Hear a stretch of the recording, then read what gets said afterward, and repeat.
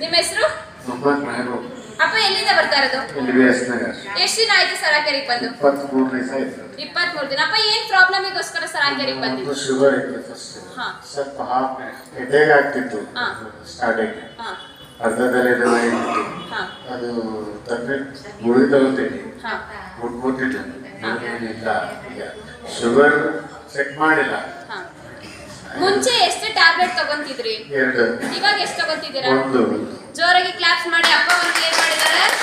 Tablet ಒಂದನ್ನ ಬಿಟ್ಟಿದ್ದಾರೆ. ಅಪ್ಪ ಇವಾಗ ಕೆಲವೊಬ್ರು ಹೇಳ್ತಾ ಇರ್ತಾರೆ ಇದರಿಂದ ರಕ್ತ ಹೀರ್ಕೊಳ್ಳುತ್ತೆ, ಮೂಳೆ ಎಲ್ಲ ಪುಡಿ ಪುಡಿ ಆಗತ್ತೆ ಅಂತ. ಅವರಿಗೆ ಈ ಸರಾಕೆಟ್ ಬಗ್ಗೆ ನೀವೇನ್ ಹೇಳ್ತೀರಾ? ತುಂಬಾ ಜನ ಹೇಳ್ತೇನೆ ಅವ್ರಿಗೆ, ಏನಿಲ್ಲಪ್ಪ ಅದು ಹೀಟ್ ಬಗ್ಗೆ ಏನಿಲ್ಲ, ಇದು ಕಲ್ಲಿನ ಬಚ್ಚೆ ಕಲ್ಲಿನ ಮೇಲೆ ಹೀಟ್ ಆಗ್ತದ, ಅದ್ರ ಸಲ ಏನು ಪ್ರಾಬ್ಲಮ್ ಆಗಿಲ್ಲ. ಎಲ್ಲರೂ ಬರ್ತಾರೆ. ತಕರೀಬನ್ ಒಂದು 50 ಮಂದಿಗೆ ಹೇಳಿಲ್ಲ, ಬಂದಾರ 10-20 ಬಂದಾರ.